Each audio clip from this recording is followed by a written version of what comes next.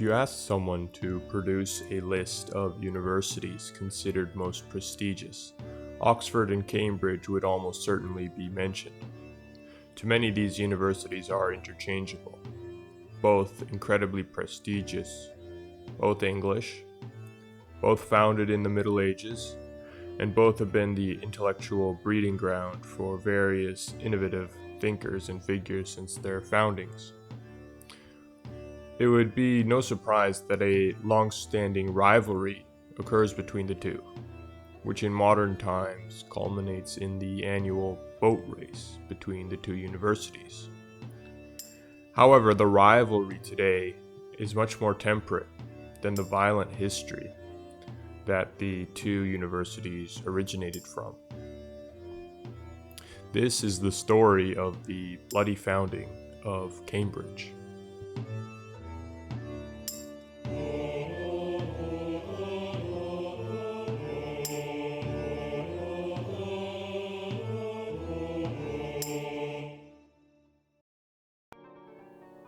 Before the development of universities, higher education in Christian Europe during the Middle Ages was achieved in grand monasteries and cathedrals.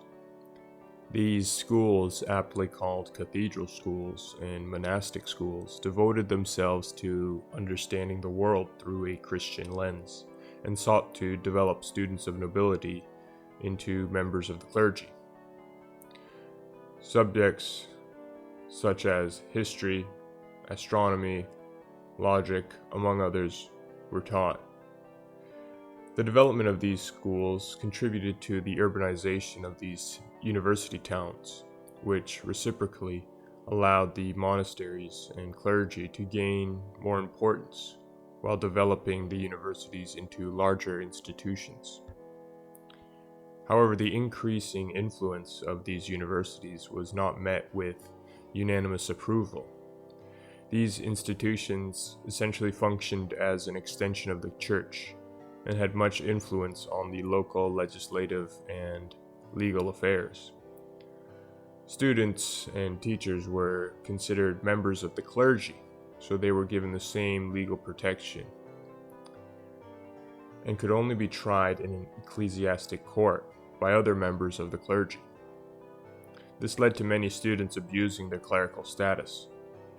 Many students got drunk and disorderly, some even murdered with little punishment. This contributed to a tense atmosphere between members of the university and the local population, which eventually led to an event that created one of the world's most known universities.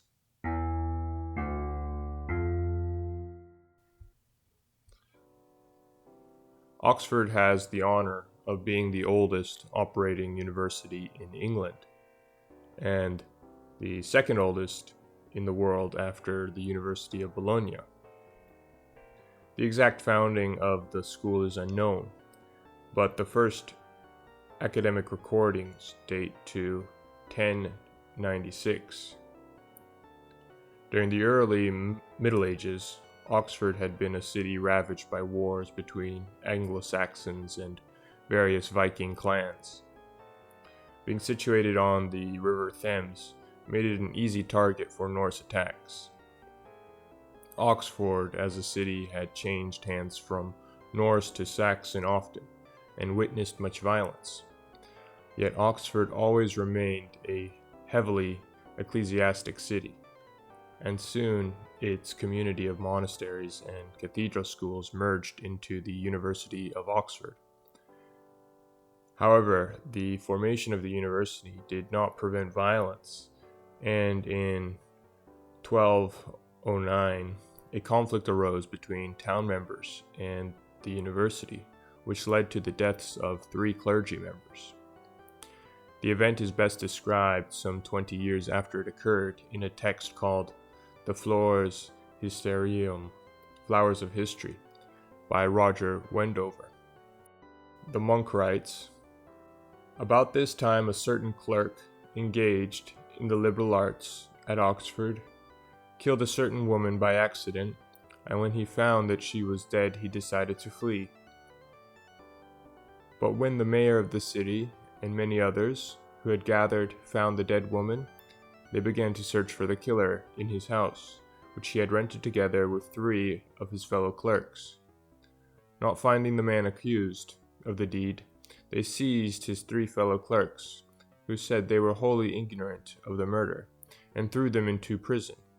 Then, a few days later, they were, by order of the King of the English, King John, in contempt of the rights of the church, taken outside the city and hanged. When the deed had been done, both masters and pupils, to the number of 3,000 clerks, left Oxford, so that no one remained out of the whole university. They left Oxford empty, some engaged in liberal arts studies at Cambridge, and some at Reading. So just as always, it's these liberal arts students who have nothing to do that are causing all the trouble. But all jokes aside, from this extract, we see not only how tense the relationship between locals and the university populations were at this time, but also that university and clergy, by extension, typically had much impunity in local affairs. And this loss of impunity and control was distressing enough to cause a mass exodus of students and faculty to flee 100 kilometers away towards Cambridge, a city that itself was beginning to develop an ecclesiastic reputation. This event was the first of many serious disputes between local townfolk and the university community.